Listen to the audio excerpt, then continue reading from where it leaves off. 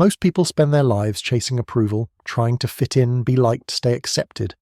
But the moment you turn your focus inward, everything changes. You stop begging for validation and start building inner power. When you focus on you, your mind sharpens, your peace deepens, and your clarity becomes unshakable. This is how real leaders are made. Ignore yourself, and you'll stay at the mercy of everyone else's opinion. But own yourself, and nothing can shake you. The strongest minds are built in silence. In just a few moments, you'll understand why the more you focus on yourself, the stronger your mind, your life becomes. When you focus on yourself, you shift from being a passenger in life to becoming its driver. This isn't just a poetic metaphor. It is a fundamental law of achievement. Most people live reactively. They are pulled by distractions, bent by opinions, and steered by the noise of the world. They hand over the steering wheel of their life to circumstance, waiting for approval, waiting for direction, waiting for luck. But there is a rare type of person, someone who makes a decision to turn inward, to focus the lens on their own thoughts, beliefs, and actions. That person begins to shape destiny. The moment you redirect your attention to yourself, something miraculous happens. You start to see not the mask you wear to fit in, not the illusion you've built to please others, but the raw, unfiltered truth, the potential waiting to be activated. You begin to see your patterns, how you respond to pressure, how you talk to yourself, how you treat your own dream. And in seeing those things, you gain what few possess: clarity. Clarity leads to control, and control is the first brick of power. When you control your thoughts, your responses, your energy, you become immune to chaos. You stop absorbing other people's anxiety. You stop reacting to every spark thrown your way. You begin to move with purpose, guided by something stronger than impulse. That, my friend, is when your strength becomes visible. The Bible offers timeless counsel in Proverbs 4:23. Guard your heart with all diligence, for from it flow the springs of life. Your heart, your inner world, is the source from which all things flow. If your inner world is confused, your outer life will be chaotic. If your mind is scattered, your results will be the same. But when your inner world is guarded and focused, your outer world reflects order, power, and peace. Florence Nightingale understood this principle. Born into privilege, she could have remained comfortably silent. Society expected her to host parties, marry well, and remain in the shadows. But she listened inward, not outward. She felt a divine call to serve, and that inward focus gave her the courage to walk into war hospitals, to defy bureaucracy, and to revolutionize medicine. If she had listened to the noise of the world would have remained noisier, sicker, more chaotic. But because she focused inward, she brought healing out. And now, it's your turn. You have a destiny that cannot be discovered externally. It must be unlocked from within. The strongest people you admire didn't get there by luck or validation. They turned their focus inward, identified what needed to grow, what needed to die, and what needed to be built. Then they worked. Silently, consistently, with fierce intention. So start now. Begin by noticing where your attention goes. Are you always watching others? Are you always reacting? Or are you shaping yourself each day? The world doesn't need another person trying to please the crowd. The world needs you. Clear, focused, powerful. Your strength begins with your attention, and the moment you direct it inward, you stop being a passenger in life. You take the wheel, drive. To focus on yourself does not mean to be selfish. It means to be strategic. It means you understand that if the foundation is weak, the entire structure will crumble. The world will often call you self-centered for stepping away to rebuild yourself. Let them talk. What they call selfish is, in truth, sacred. For the person who does not take care of their inner world will soon have nothing left to offer the outer world. We live in a culture that celebrates the grind and glorifies exhaustion. People wear burnout like a badge of honor. But the truth is simple. You cannot pour from an empty cup. When you are drained, you operate from survival, not vision. You make decisions based on fear instead of faith. But when you focus on nourishing yourself, spiritually, emotionally, mentally, you operate from overflow. Your relationships deepen, your influence expands. Your energy becomes magnetic because your foundation becomes unshakable. In Philippians 4:13, Paul declares, "I can do all things through Christ who strengthens me." Yet that strength is not a magical burst. It is built. Like steel forged in fire, your inner power grows through challenge, repetition, and intentionality. Strength is not something you wait to feel. It's something you create through consistent choices. You train your mind. You condition your responses. You refuse to bow to distraction. That is how focus becomes your weapon. George Washington. Carver was not handed a throne. He built one with dirt beneath his feet. Born into slavery, given little access to education, he rose to become a scientific innovator and a force of nature in agriculture. Not because the world cleared a path for him, but because he created his own. He invested in knowledge. He preserved his energy for creation, not complaint. And because he focused on growth, the world had no choice but to take notice. You must do the same. Every day you're given two choices. Scatter your energy outward, trying to be everything for everyone, or direct your energy inward, fortifying the person who can impact everything. When you train your body, you're not just building muscle, you're building discipline. When you read, you're not just consuming facts, you're expanding your world. When you say no to something that drains you, you say yes to something that builds you. Focus is not selfish. It is sacred stewardship of your potential. And do not misunderstand, this path is not easy.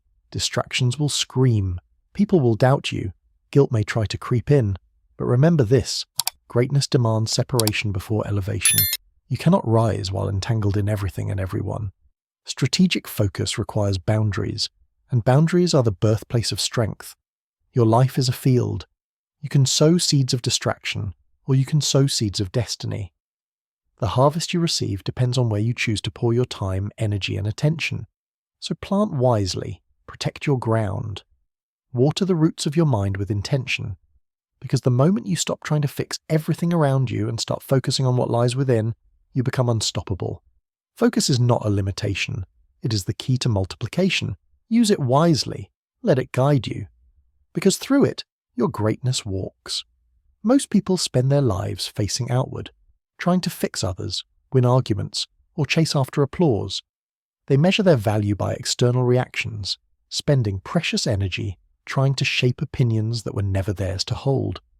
But the truth, though uncomfortable, is liberating. The only person you can truly change is you. Real transformation doesn't begin with the world. It begins with self-mastery. Imagine standing in the middle of a storm. The winds roar, the rain beats down. You cannot silence the thunder or calm the sky, but you can build a ship, one strong enough to carry you through it. That ship is your mind, and the material it is built from. Focus, discipline, inner clarity. You cannot control the chaos outside, but you can conquer the chaos within. Romans 12:2 gives us a blueprint. Do not conform to the pattern of this world, but be transformed by the renewing of your mind. The world's pattern says, react, retaliate, respond to noise with more noise. But transformation demands that you renew, daily, intentionally, persistently. You do not drift into clarity, you focus into it. Harriet Tubman is a living testimony to the power of internal mastery. She did not ask for permission. She did not wait for applause. She listened inward. She trusted divine whispers more than public opinion. And because she mastered herself, her fear, her focus, her faith, she led others to freedom. She walked through danger with a spirit trained in solitude. That's what you must become, a leader. Not because you crave attention, but because your inner fire lights the path for others.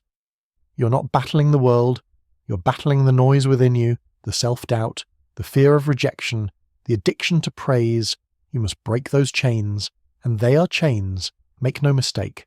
Distraction tells you to scroll instead of study. Doubt tells you to quit before you begin. Validation tells you to shrink your voice until others approve. But focus tells a different story. Focus whispers, go inward.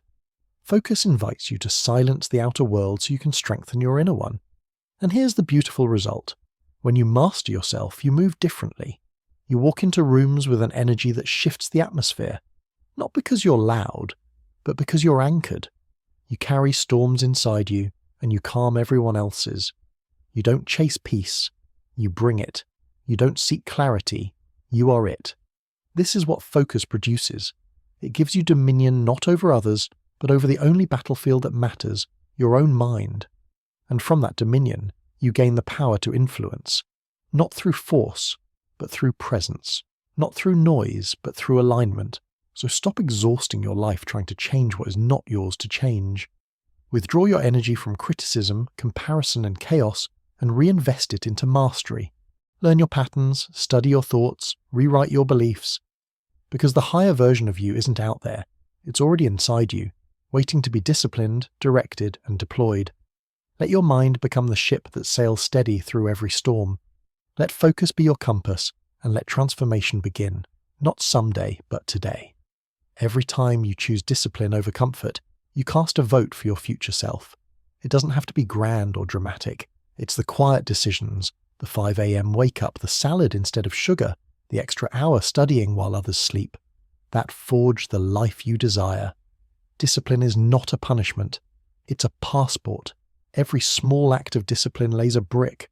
And while the world may not see what you're building, heaven does. More importantly, you do. The structure is invisible at first, but the stronger it grows, the more unshakable you become.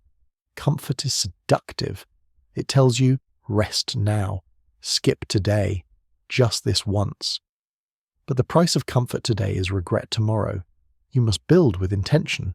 And when the temptation comes to take the easy path, remember, you're not building for now.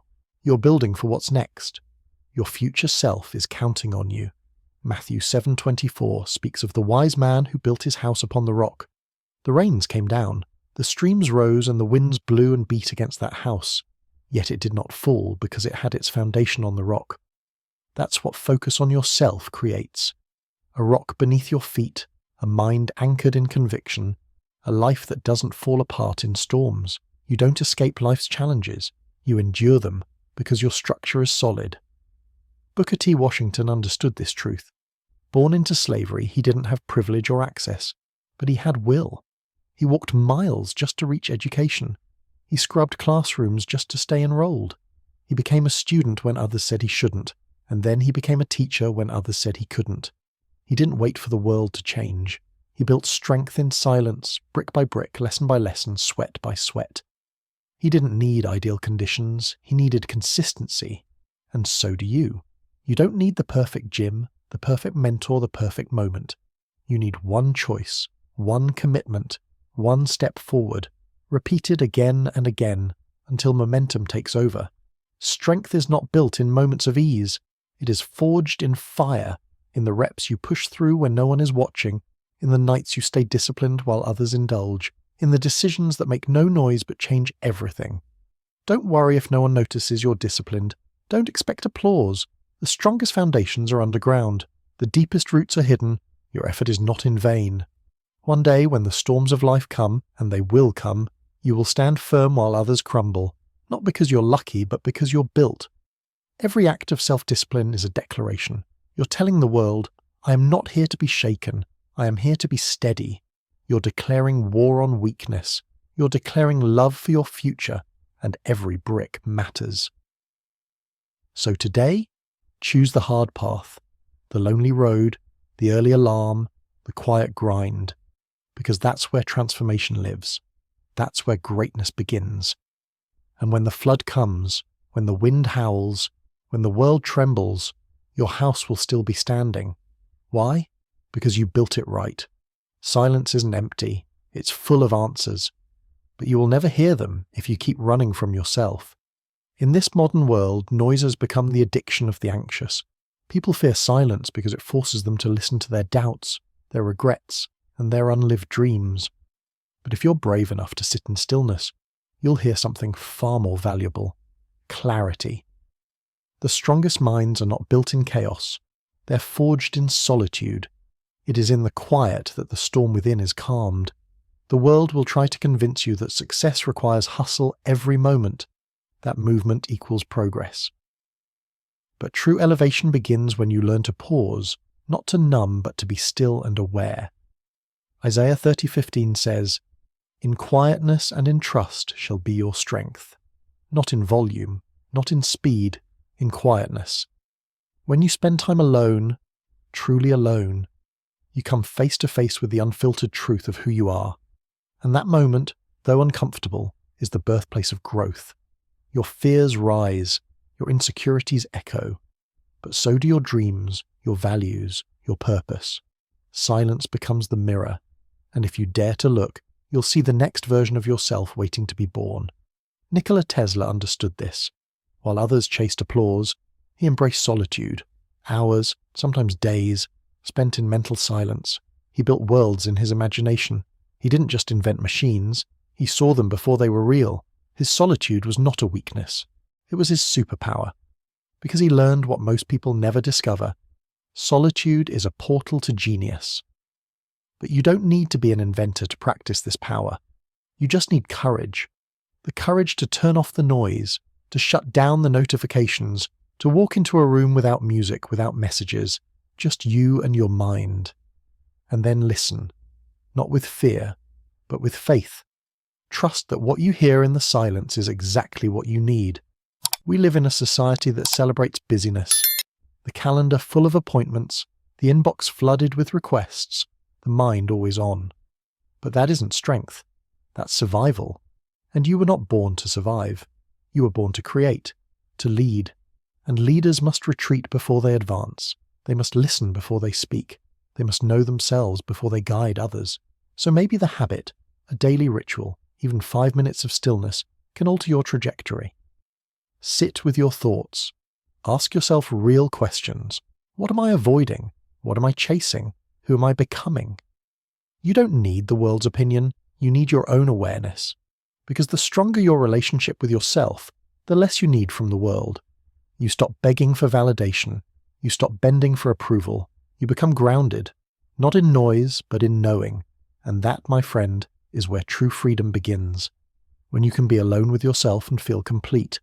When silence becomes sanctuary and not punishment. That's when your power multiplies. Stillness is not the absence of movement. It is the presence of purpose. Embrace it, and watch your mind grow stronger than ever before. When your focus is fractured, your life becomes scattered.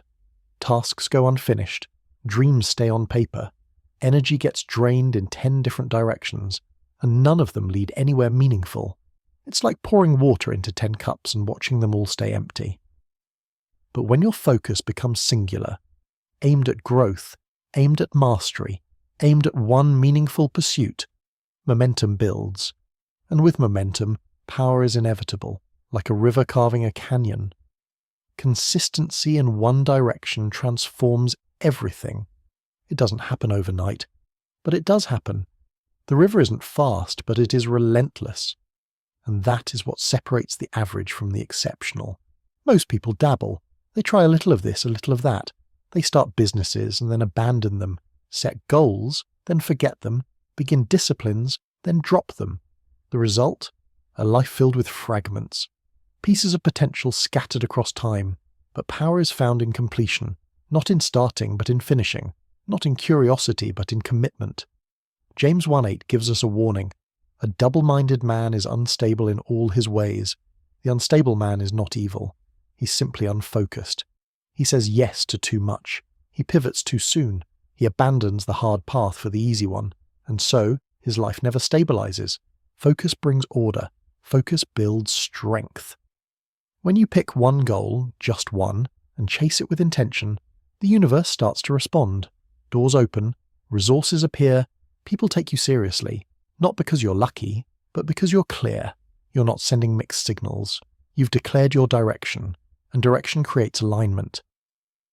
Thomas Edison didn't revolutionize the world by being interested in everything. He chose one obsession, innovation, and gave it his full attention. Thousands of experiments, countless failures. But because he stayed the course, he didn't just invent the light bulb. He lit the world. That kind of impact isn't reserved for geniuses.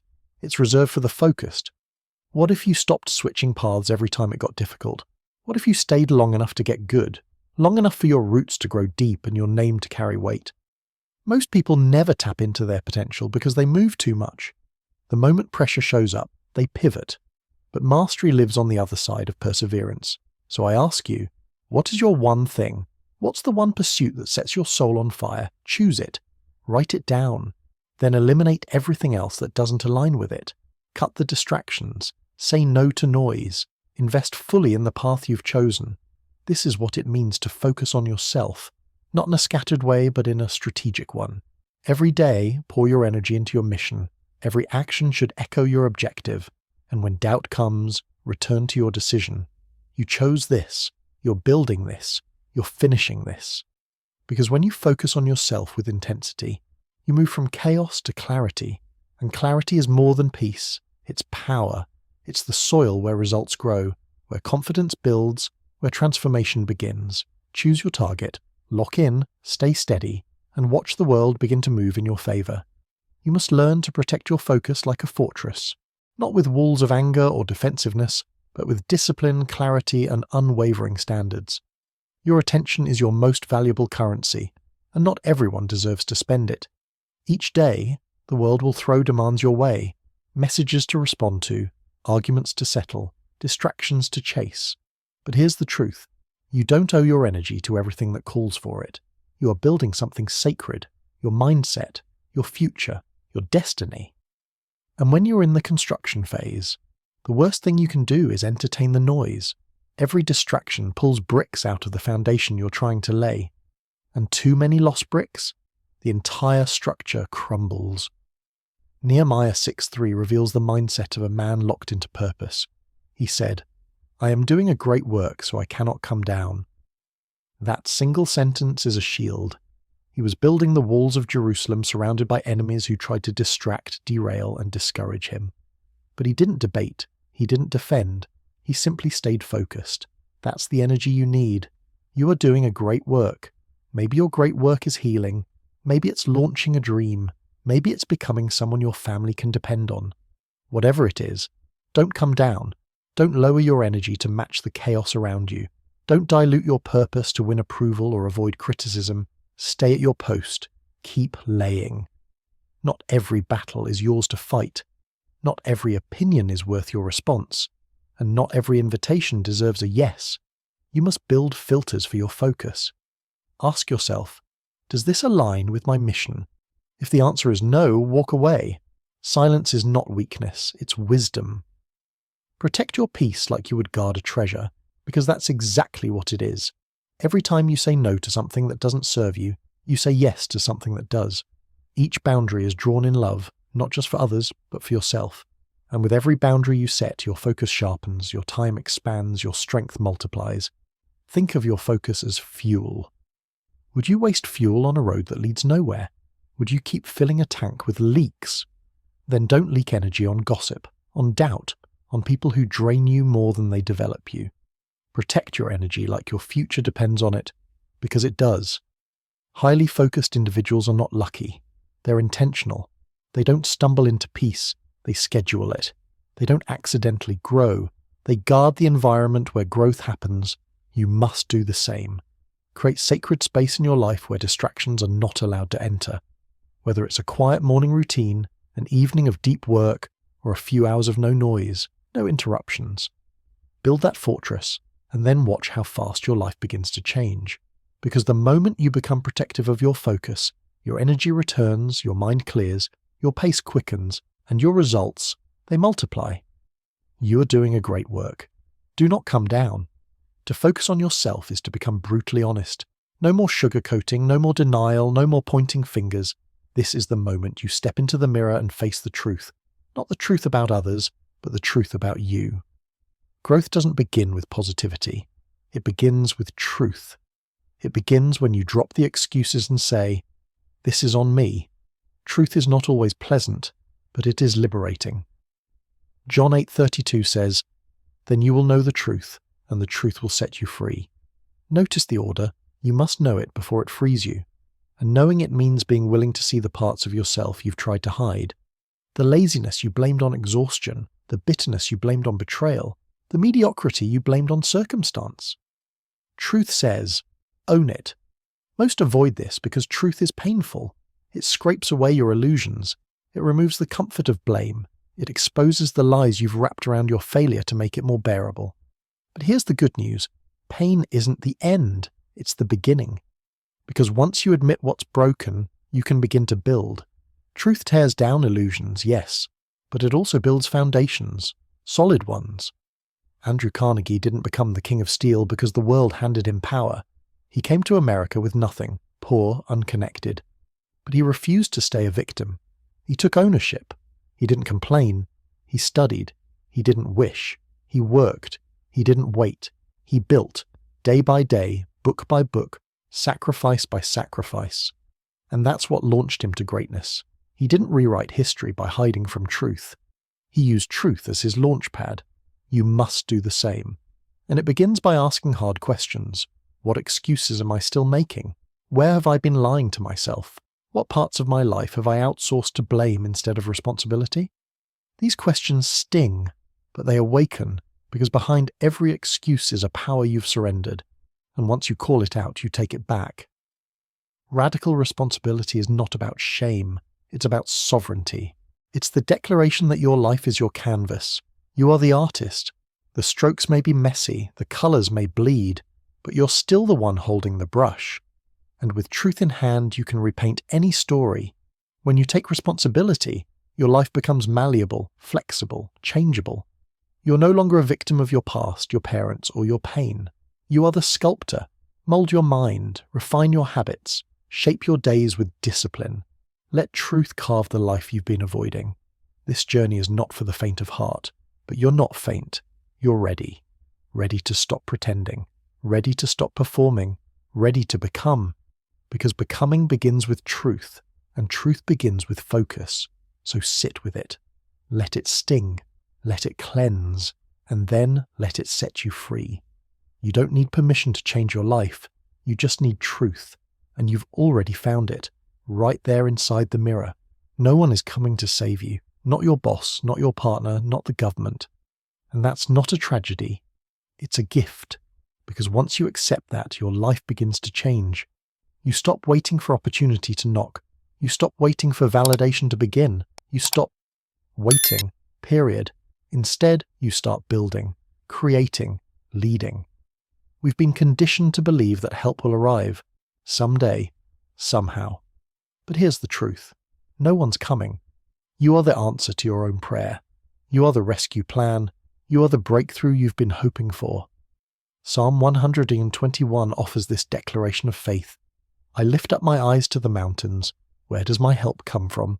My help comes from the Lord. Yes, divine help is real, but notice something powerful. This help is activated by faith in motion. It meets you on the path, not on the couch. It empowers your effort. God won't write your business or lift your weights, but He will strengthen you as you do. Faith without movement is fantasy. Madam C.J. Walker, born to parents who had been enslaved, widowed by age 20, a single mother working as a laundress for $1.50 a week. She had every reason to wait for someone to rescue her, but she didn't. She took ownership. She saw a need in the marketplace, hair care products for black women, and turned her pain into a purpose. With no roadmap, no investors, and no guarantees, she built a business empire. She became the first female self-made millionaire in America, not because the world opened the door, but because she kicked it down. That is what it means to focus on yourself, not out of selfishness, but out of intention. You stop outsourcing your destiny. You stop thinking someone else will bring you the life you dream of. You realize, this is on me. My mindset, my energy, my effort. No more blaming, no more waiting, no more hoping someone will finally see your potential. You must see it, and then you must act on it. Every minute you spend waiting for the right time, the right partner, the right economy, you lose ground. Because the perfect moment is an illusion. It never arrives. The only thing that's real is now. This moment, this decision, this step forward. And here's the paradox. When you stop waiting for help, you find it. Not because it shows up at your door, but because you became someone worth helping. You started moving. You built momentum. You became a magnet for resources, people, and opportunities. Because people don't invest in potential, they invest in progress. And progress only happens when you stop stalling and start building. So take the pressure off everyone else. They are not your saviors. They are not your source. And they don't owe you your future. You owe it to yourself. Pick up the bricks, start laying your foundation, take the next step, even if it's small, because your dreams are not waiting for someone else to believe in them. They're waiting for you to build them. And once you do, help will meet you on the path. Not because you waited, but because you moved. When the world says lower your bar, raise it higher. When convenience whispers, just this once, answer back with commitment. You were not built for mediocrity. You were built for mastery. And mastery isn't found in comfort. It's forged in challenge. It's carved from the grind, the grit, the get up and go again spirit. So when fatigue sets in, when doubt knocks, when results seem slow, stay at your post. Keep laying brick by brick. Because the foundation you're building isn't just for today, it's for a legacy. One day, the walls you built in silence will speak volumes. The sacrifices you made will echo in your strength. The seeds you planted will become forests others find shade in. You don't need to be loud to be powerful. You don't need to be seen to be significant. All you need is a vision so clear, a why so strong, and a standard so high that nothing beneath it feels acceptable. Focus is your compass, discipline is your engine, and truth is your fuel. So stay sharp, stay steady, stay true. Because when you focus on yourself, not from ego, but from alignment, you become unstoppable. You become a force. You become the answer you've been waiting for. And the world, it adjusts to the fire you carry. Then match your effort to your answer every single day. Self-focus becomes strength the moment you learn to speak to yourself with the authority of a leader.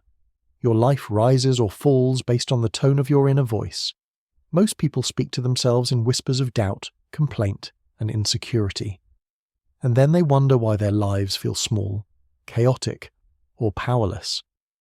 But when your self-talk shifts from fear to faith, everything begins to change. The voice you use with yourself matters more than the voices you hear from others. Why? Because no one talks to you more than you. You are the most consistent speaker in your life. Your words shape your mind shapes your actions, and your actions shape your destiny.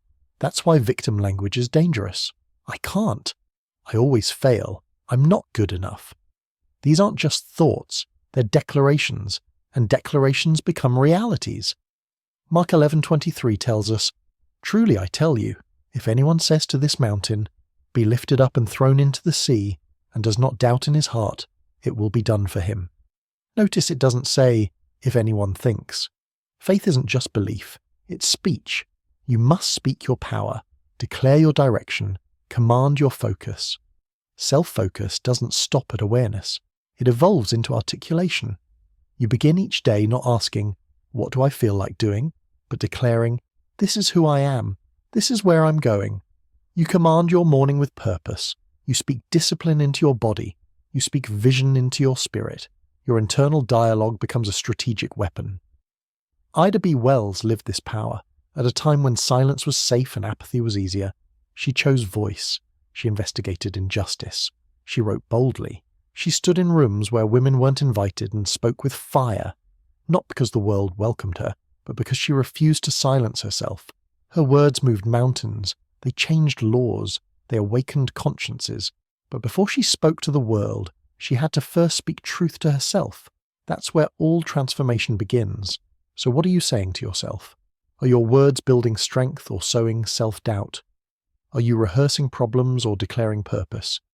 Your inner dialogue is either a cage or a key, and you hold it. To train your voice is to train your identity. Speak as the person you're becoming, not the person you've been. Talk to yourself like a leader would, firm but kind, clear but visionary, never passive, never pitiful. Command your thoughts like they are soldiers, because they are. And here's the secret. When you declare something with enough consistency, your spirit begins to obey. Your body aligns, your choices follow, your mind stops resisting and starts reinforcing. Action flows from affirmation. Speak excellence, speak boldness, speak integrity. Say what you seek, and then step into it. Because your voice isn't just for others, it's for you. It's the steering wheel of your focus, the volume knob of your belief, and the echo chamber of your destiny. Lead yourself with words that lift. Start speaking like the champion you were born to become. And focusing on yourself means forgiving yourself. This isn't weakness, it's wisdom. Because until you release what's behind you, you'll never reach what's ahead. So many are not stuck because of a lack of talent, but because they're tangled in their own past, not moving forward because they haven't let go. Shame doesn't just haunt you, it halts you. It freezes the potential trying to rise in you. Regret replays, guilt repeats, and every time you relive the mistake, you reinforce its weight. But the truth is this: you're not your past decision, you're your next decision, and the faster you accept that, the freer your mind becomes. You cannot lead yourself with chains on your feet, you must break them. 1 John 1:9 offers divine clarity. If we confess our sins, he is faithful and just to forgive us. That's not a maybe, that's a promise. Grace isn't earned, it's accepted. And once accepted, it's meant to empower, not enable guilt. Forgiveness isn't forgetting, it's releasing. Releasing the need to punish yourself. Releasing the habit of replaying failure. Releasing the belief that you are less because of what you did. The strongest minds are not those who've never failed, but those who no longer live in the failure. They've chosen to learn from it, grow through it, and rise beyond it. You cannot build your future in the ruins of yesterday. That's why self-forgiveness is not optional, it's foundational. Clara Barton, founder of the Red Cross, was once reminded of someone who had wronged her deeply. She famously responded, "I distinctly remember forgetting that." She made a decision, not to erase the past, but to stop reliving it. She didn't let criticism reroute her mission. She stayed focused, and because of that, she changed the world. Imagine if she had chosen shame instead of strength, silence instead of service. We would have lost a legacy. You must do the same. Stop keeping records of your mistakes like trophies. Stop making your past the anchor to your present. You're not your worst moment. You're what you do next. That's where your power lives. To forgive yourself is to lead yourself. To say, yes, I fell, but I've also risen. It's choosing to put your energy into correction, not condemnation. Learn from it. Apologize if needed. Repent with sincerity. And then release it. There is no growth in guilt. There is only stagnation. And understand this: the faster your mind lets go, the stronger it becomes. The longer you carry what no longer serves you, the more it weighs you down. Mental strength is not just about endurance, it's about release, about knowing when to drop the baggage and move. You can't build the future you desire while living in yesterday's ruins. You were never meant to stay in your lowest chapter. You were meant to rise, to rebuild, to rewrite. And to do that, you must forgive. Speak grace to yourself. Lead yourself with mercy. And when the voice of shame whispers, remind it, that's not who I am anymore. Because the moment you release what's behind you, your future opens wide before you. And you, my friend, are finally free to walk into it. A focused mind does not beg for clarity. It builds it through vision. You don't wait to see where life takes you. You decide where you're going. Because without vision, you become a drifter. You move through life responding to noise instead of purpose. You follow whoever shouts the loudest instead of following what burns the brightest within you. But true strength, true focus, comes when you choose a direction and commit to it with everything you have. Vision is not about what you see with your eyes. It's about what you see within. And once that picture becomes clear, everything else begins to align. Your energy follows it. Your habits bend toward it. Your time gets reorganized by it. The clearer the vision, the fewer the distractions. When you know where you're going, detours lose their appeal. Habakkuk 2 gives a timeless instruction. Write the vision, make it plain, so he may run who reads it. Vision activates movement. You don't need more motivation, you need direction. And once direction is clear, movement becomes natural. But clarity isn't a gift, it's a decision. You build it by asking the right questions. What do I want to create? Who do I want to become? What does success look like for me? The process begins by naming your vision. Define it. Don't just say, I want more. More of what? Don't just say, I want success. What does that mean to you? Be specific. Paint it in color. Put it in writing. Then read it every day until it becomes your compass. Because a clear vision is a steady rudder in every storm. Mary McLeod Bethune started with $1.50 and a dream that others laughed at. A school for young black girls at a time when society said they didn't need one. But she saw what wasn't visible. She believed in what wasn't yet real. And because she held on to that vision, she didn't just open a school. She laid the foundation for what would become a university. Her clarity gave birth to progress.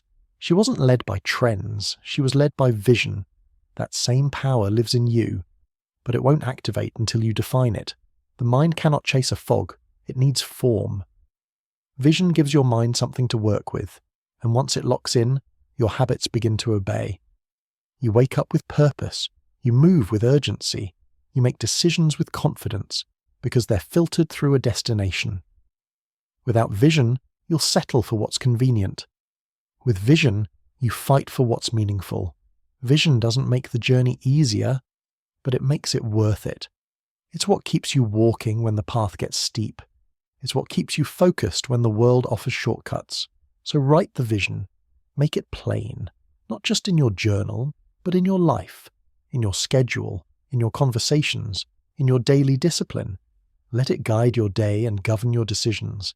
Speak it, live it, build it, because clarity is not something you wait for, it's something you create. And when you do, your mind stops spinning and starts running towards something real, towards something great. The more you focus on yourself, the more you detach from outcomes you cannot control. Life is full of variables, timelines that shift, results that delay, people who disappoint. And when your peace depends on outcomes, you become a prisoner to the unpredictable. But when your peace is rooted in preparation, you find strength even in the storm. You can't control the weather, but you can build a ship that sails through it. This shift is critical. Most people exhaust their energy trying to predict or manipulate the future. They ask, when will it happen? How will it happen? And the more they fixate, the more they lose momentum. But peace is not found in answers. It's found in action. You build peace like you build muscle, one focused repetition at a time. Matthew 6:34 offers a profound reminder. Do not worry about tomorrow, for tomorrow will worry about itself. Each day has enough trouble of its own. Worry does not prevent the storm. It simply weakens your ability to face it. Your job is not to control tomorrow. Your job is to master today. That's where your power lives, in your habits, in your mindset, in your preparation. So what does that look like? It means waking up with purpose, even when results are uncertain. It means building skill, even if recognition is delayed. It means controlling what you can, your effort, your discipline, your learning, while releasing what you can't. The more you pour into what's yours to steward, the less attached you become to what's out of reach. Helen Keller is a testament to this truth. Born deaf and blind, she had every reason to quit, every justification to live in limitation. But she didn't waste time predicting what her life could or couldn't become. She focused on what she had. She trained, she read, she wrote, she practiced relentlessly. And through that focus, she didn't just achieve success. She shattered the world's definition of what was possible. She didn't wait for perfect clarity. She created progress with imperfect tools. Her life reminds us, you don't need perfect conditions to build a legacy. You need focus. You need faith. You need preparation. The outcomes? Let them take care of themselves. You must do the same. Let go of the need to know exactly when your breakthrough will come. Stop obsessing over results. Start preparing with excellence. Your readiness is your responsibility, and when you show up fully present, fully prepared, results will come, not because you chased them, but because you became someone they couldn't ignore. So train your mind to stay grounded. When the future feels uncertain, go deeper into the present. Anchor yourself in today's task. Prepare like it already belongs to you. Let your actions speak louder than your anxiety. Let your work ethic silence the questions. Detach from the outcome. Attach to the process, and watch how peace starts replacing panic. Watch how strength replaces stress. The storm will come. But if your ship is ready, you won't just survive, you'll sail. You don't need to predict the waves. You just need to master the helm. Focus, prepare, and let results chase you. Discipline multiplies when you surround yourself with order. It doesn't start in your calendar. It starts in your space. Because what surrounds you begins to shape you. If your environment is loud, cluttered, disorganized, don't be surprised if your thoughts are too. Chaos outside invites chaos inside. But when you take control of your surroundings, you take control of your focus. There's a silent connection between the order of your environment and the sharpness of your mind.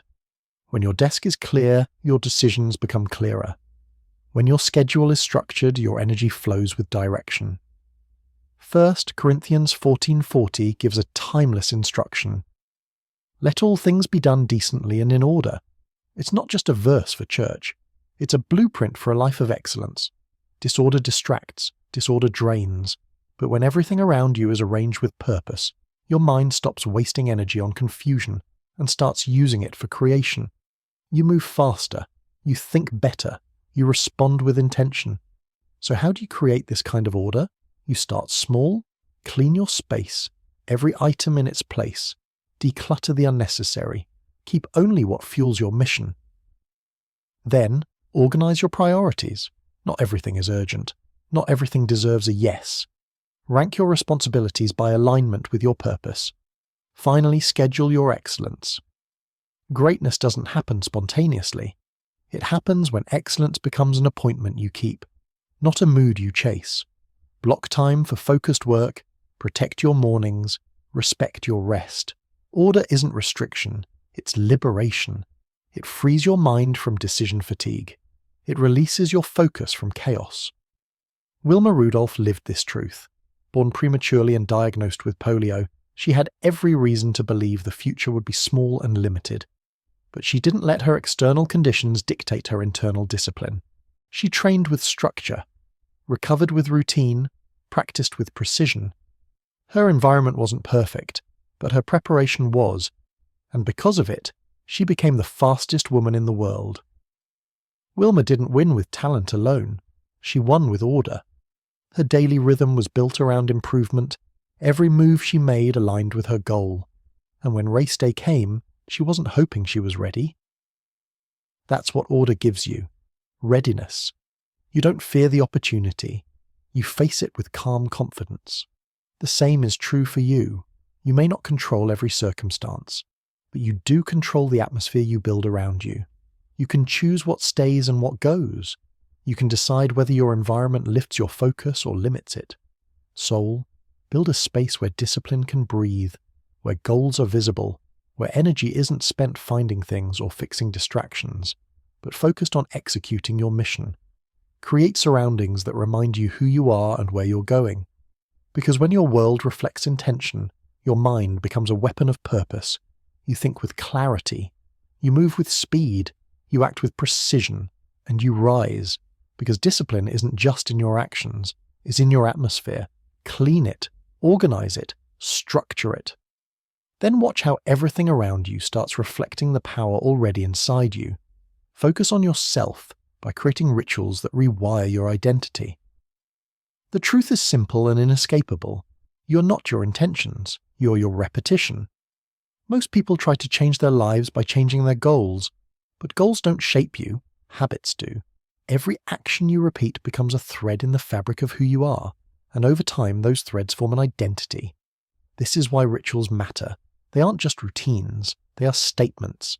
Every time you wake up early, every time you crack open a book, every time you pause to reflect, you're declaring, "This is who I am becoming." You're training your brain, shaping your character, and setting your standards. What you do daily is what you believe, and what you believe inwardly becomes the life you live outwardly. Galatians 6:7 reminds us, "A man reaps what he sows." It doesn't say wants or wishes, it says sows. That means what you plant through repeated action is what you harvest later. Sow effort, reap strength, sow discipline, reap mastery, sow laziness, reap regret. The future is not something you stumble into. It's something you sow into every single day. You don't need more motivation. You need stronger rituals, habits that anchor you in progress, practices that pull you forward when emotions try to pull you back. And these rituals don't have to be dramatic. Small steps, done consistently, become the staircase to your highest self. Juliet Gordon-Low understood this. She didn't wake up extraordinary, she became it.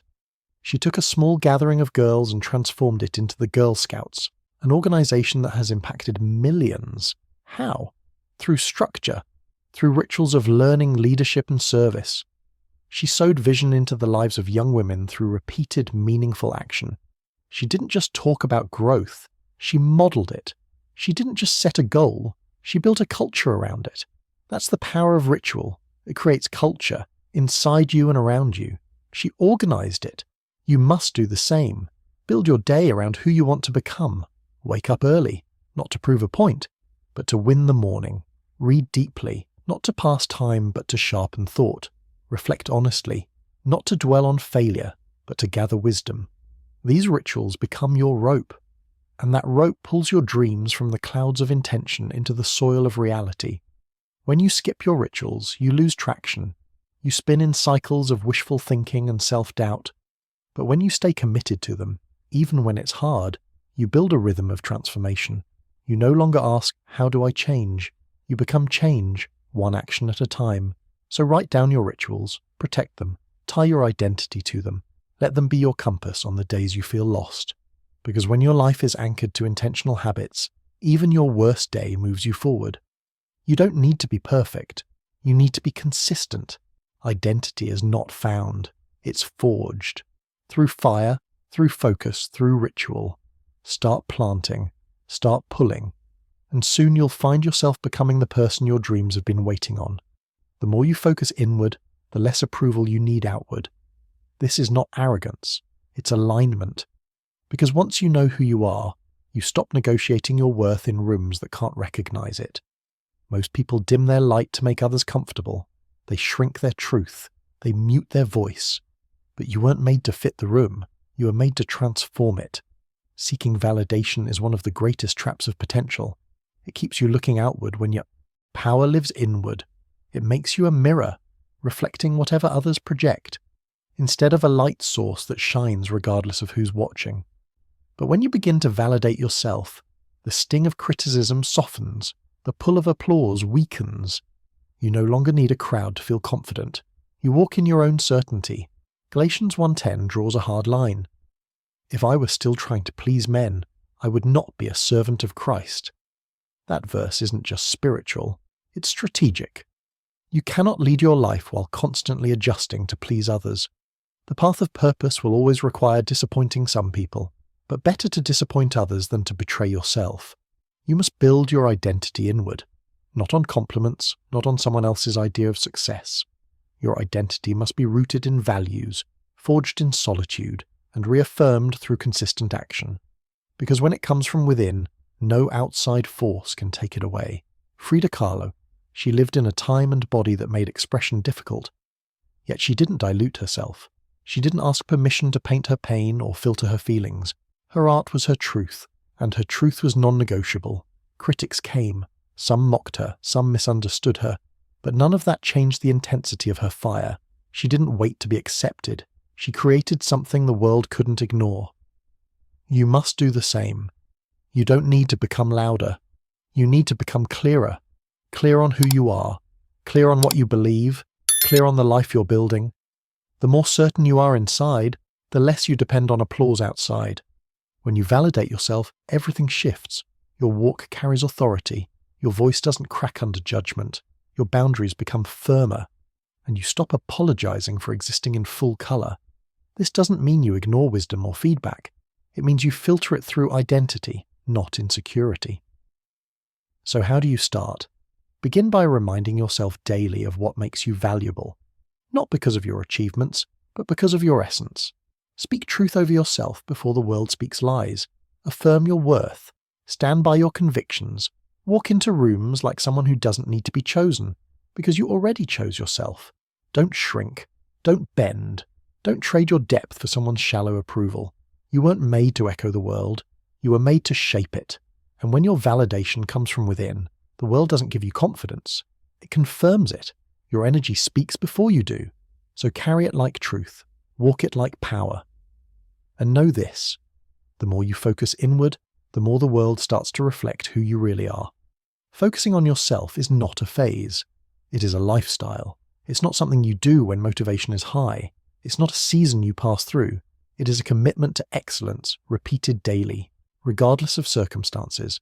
The moment you stop, drift begins, and drift is subtle. It disguises itself as rest, as ease, as normalcy. But beneath the surface, you're slowly surrendering direction. Your mind, like any muscle, must be trained. Left unattended, it reverts to weakness. It falls prey to distraction. It forgets its mission. That's why focus isn't something you find once. It's something you forge every single day.